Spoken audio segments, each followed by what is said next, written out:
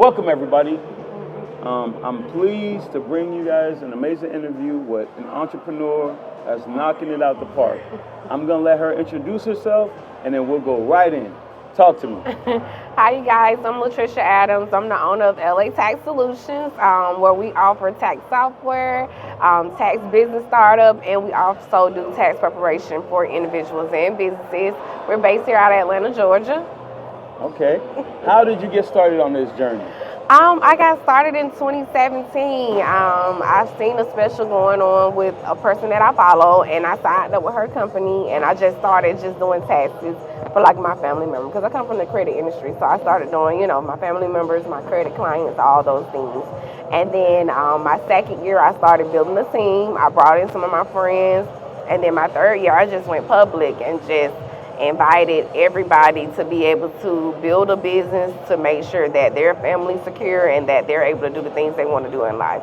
And so now, like this year, we was able to do like a whopping 30 million, and we just, in September right now. So that's how we got started, and that's where we at right now. Okay, look, hold on. My heart's fluttering because she dropped some numbers on us, because sometimes people don't want to share numbers, but she just did like this. She salt baited on us. Yes. Look, and she's not stunting for the gram, folks. So No. let's rewind. 2017. Could you have imagined that you would be where you are right now? I definitely didn't. I really started it as a side hustle because I have 4 children. So I started as a side hustle just to make extra money to pay those bills and things. And then I was like, I can't, really treat this as a side hustle when I really need this to get into the lifestyle. Because doing a 9 to 5, I couldn't be there to take the kids to school, be there for, their activities and their dance practices and stuff like that. So I had to figure out, you got to figure out, get into your why and really take this thing serious. So it had to switch gears for me. Okay. It had to switch gears. Okay, you said something that's extremely important, which was take this seriously. Yes. Oftentimes, we meet people and they have not 1, not 2, not 3, not 4, not 5. They have an infinite number of side hustles. Right. And it seems like they're scrambling from one place to the other to do the other thing. And sometimes, and I'm gonna use this phrase, but girl, slow down. Right. You running from place to place and you still don't got no money. Yes. So talk to me, what made that mindset shift where you like, look, this is the one and I have to pour everything into it? Because oftentimes we're scared, we got our feet in one place and another place. We're scared to let something go. How did you make that shift? So people don't understand my background. So I came from doing credit repair first. That was my first side hustle. Then I got into life insurance. So I was writing life insurance policies, IULs, IRAs, all those things. And then I added the tax prep services.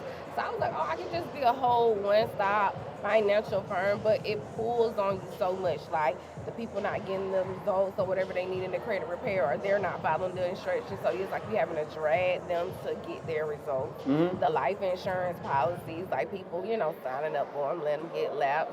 And so the tax business, it was the only one that didn't fail me. Like I can guarantee and generate more income in the tax prep and isolate different things, so I can make money 3 ways in the tax industry.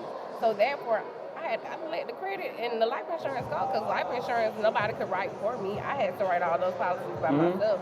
The same with the credit repair. Like my clients entrust their socials and all their private information to be with anyone. But at least with the tax business, I can hire tax preparers to outsource and do that work for me. So that way I'm not stuck in my computer trying to do all these returns. I did 1,500 this year, but I still, overall, my whole team, we did 10,000, because it's one of those businesses that I was able to teach somebody else how to do it and duplicate it. You can't do the same in certain industries. And so I had to let those other things go. Yes, I could have made way more money doing them all, but it was pulling on me, and I was still able to generate everything I needed to do. So sometimes you got to see what's serious, what balances out, weighs the pros and cons between these businesses to see.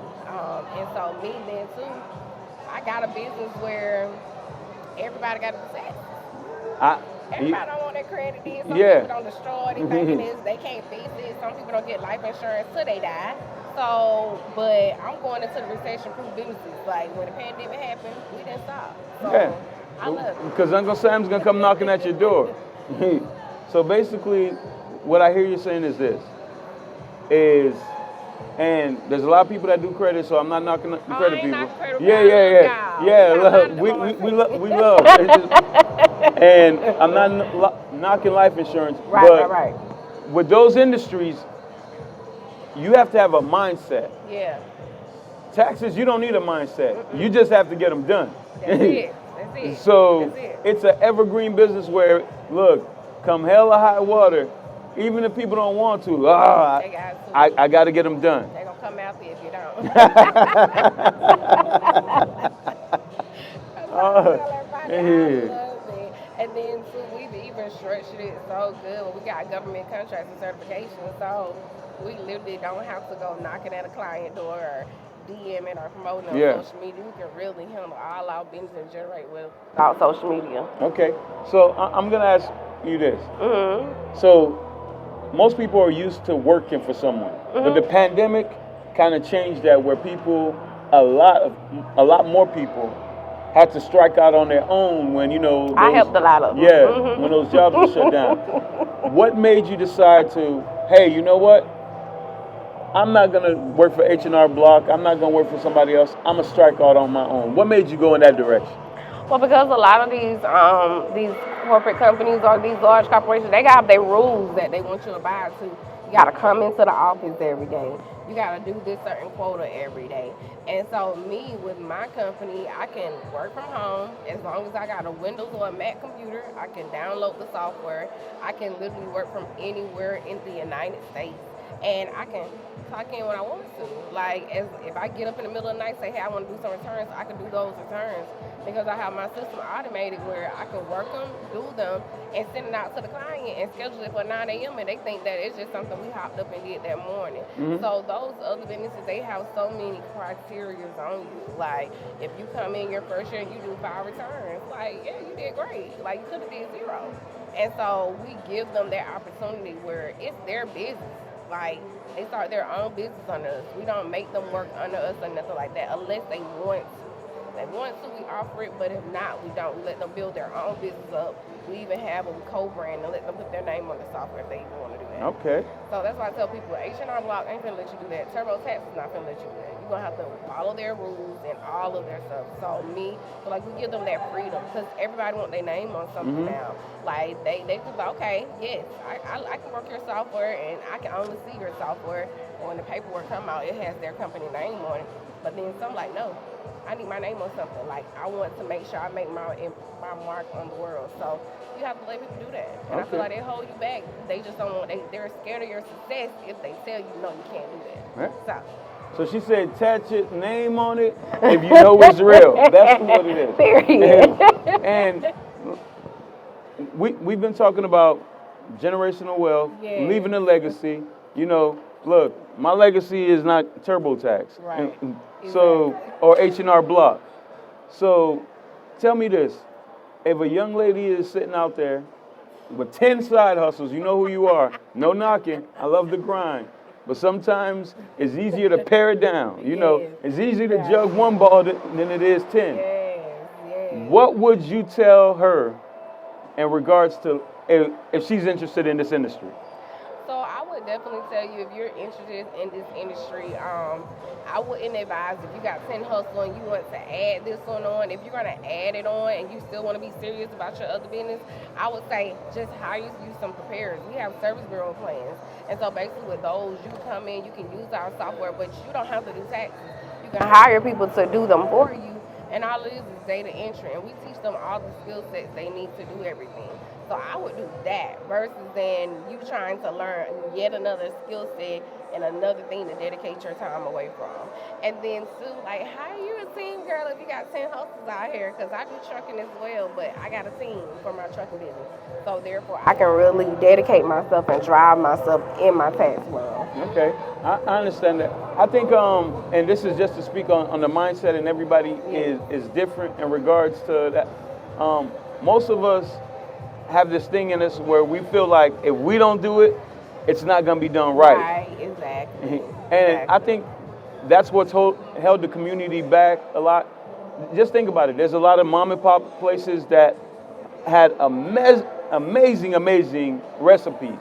And then as soon as grandmama passed, you go there and you go, man, it's not the same. Because grandmama, like, look, I'm the only one that came in. I knew the recipes in my head. Get out the kitchen. And, you know, hey, everything is well and good while grandmama and grandpa is here. But once they pass, you know, nobody knows how to do anything. And that's why you got to get your systems in process and your SOPs in process for your company. I hired Connie Falls to do my systems, and that made my company where if I was to pass away, or if I was tired of doing the job and I wanted to hand it over to someone else to run the business, I can do so. Or if I had an investor want to come in and buy my business, they got a whole full SOP of how to run I'm gonna stop you for a second. I want you to drop that quote. Who did you hire? I hired Connie Fall and the Estes for Systems. There you go. And I don't think most people think that far ahead. If you want to get out of a business that is not contingent on you being in there, that can still run, is way more valuable than a business where one person has the secret sauce. And if they step away, if they get sick, if whatever happens, it's going to crumble. At a certain point, you want to run your business to the point where you can be an absentee owner and go build another business, such as trucking. Or if you want to get back into life insurance or credit. I have a scrub company, so I got a whole team doing that. See, there you go. She's building teams, y'all. Yes, you have to build these teams. I was like, the reason why I took it so serious to get my system did, I think in 2020 or 2019, right before the pandemic happened, I got pneumonia and I had a blood clot in my lung. I was in ICU for like 10 days. And my crazy stuff was in there with my laptop, doing taxes, with my printer, printing checks. Yeah. All of that stuff. Had my team coming picking up checks as I was printing them from the hospital bed in ICU. And so I was like, this is not it. This is not it. Like, and the doctor was like, ma'am, can you please turn yourself off so you get better? As soon as I closed my laptop and I just stopped working and just focused on my health, that's when I got better. The blood clot got out of my lungs on its own. But I tell people, like, you don't want to be in a situation like where you're and it happened in the midst of tax season when refund was getting pushed out. Clients coming up there to get their checks. It was horrible. So I tell people, please get you some systems in place. You don't want to get them in place like once something bad happens. You want to get them in place beforehand. Start documenting your stuff and your processes, even now. Like, document every step you're doing. Write it down. I have books and binders full of stuff where I wrote it out. So now it's all systemized in my system now. So definitely, that is so important. It's so important. Well, we're glad that you know you're better, because health is wealth. Yes. And she's expensive, folks. So yes. So please. That's another key nugget. Systematize your business, because if your business only needs you to run, it's not big enough yet. Yeah, it's not big enough yet. Because Ray Kroc wasn't on the fryer at McDonald's. I tell people that all the time. He was then. He wasn't. And he got a whole system of how to fry those fries and how to do everything on that line. So. Basically. Look, you could walk in and not speak a lick of English. If you know how to read, you can do those people's job. Yes. So I want to rewind for a little bit. So once again, talking to the people out there. What was the hardest thing for you in regards to getting this off the ground? Were there any roadblocks, any things that you wish you did different? Yes, like when you're really like trying to get into it, you're gonna have some roadblocks. You're definitely gonna have some roadblocks. I think my biggest thing is like some people they don't want to invest back in the business, and then me, I'm like one of those people. I like to do everything myself. Like I even hired an executive assistant. She had to tell me like, Miss Latricia, can you please tell me what to do because you're doing all the work still. Okay. And so I'm that type of person. Like I feel like I have to put my hands on it. I have to see it. Like every meeting my team has, I want to be there. Every like sales question they have, I want to answer it just to make sure. You know, even my social media. Like I have people that run it, but I still get in there because I just want to stay in the moment. Like, and I think that's my hardest thing that I struggle with. Not like wanting to really like let go the reins, but they have to push me to let go the reins because it's like it's your baby. Yeah. Like you birthed this thing to where it is, and so Look, you gotta let your baby go sometime. To give it away to somebody else. You gotta let him go. He's gonna be baby boy. He's gonna still be in the house with you. And I feel like if I would have, you know, like really let people do everything, it would have definitely been way further, way longer, and we would have been able to help more people. So I feel like now, like we're definitely in a position where I feel like I can trust people to really do what they gotta do and kind of let go the reins a little bit, just a little bit. Just a little bit. How many years did it take for just a little bit? I've been doing this 5 years. We're celebrating our 5-year anniversary on October 1st at the Fox Theater. So okay, yes, congratulations. Yes, is everybody invited or is this a VIP ticket? Everybody invited. Like, Fox Theater, folks. Get the knowledge. Pull up on I want to also speak to this in regards to business. Oftentimes when we start businesses, we use our own capital, own credit, and then we run into roadblocks. Did you have any funding difficulties? Yes. Did you? Yes. Talk to us. Oh my God. Spill the tea. Even to this day, like I've still been, you know, because, you know, you really don't want to go into debt and accumulate this debt and that debt for your business. But I think they taught us it backwards. Because if I would use other people's capital, I would be so much further ahead. But me, you know, it's like, you know, it's like you giving something to your child, like you're nurturing your child when you're putting your own money into it. So it means a little more to you. But then you be like, dang, I could have did the same thing Tom did, and I could have had the funding and everything for my business and did it. But it's like if you wasn't taught the proper way of starting your business and structuring your business, you would never be able to get that funding for your business. Okay. So I tell people there, and that's what I teach my teams now. Don't go in and just get you a credit card and this name and that name. Like, we're going to make sure every part of your business structure right. Don't use your grandma's address. We're going to help you put a business address on there. So therefore, when they look your name up and look your business up on 411, they see every single thing that's needed. Like, we teach them how to get trade accounts and everything. So I love that I did go through Credit First because I'm able to teach them those things so that way they don't have to say, oh, I just started this business, I just invested, and I don't have no money to, like, get everything I need to get. Okay, well, we're going to get you some business credit. Okay. And so we teach them that process. We let them know it's not quick and easy, but once you get it where you need to be and get all the trade lines you need to be, then you can fund your business and go wherever you want to go, get merchandise, do whatever you want to do. So I can say that was my biggest thing. Even in my trucking business, I didn't buy trucks until this year, and I've been in trucking for 3 years. Really? Yes. And so even with my trucks, I only financed 2, and I bought the rest of them outright. Bought all my trailers. She got big pockets, folks. Don't do that. So I just didn't want, you know, that overhead. Once we got everything running and on the road, I didn't want to worry about that. So, but I tell people definitely finance because that's why I got 2 of them. So that way they can build up my trucking company, like both of them. So.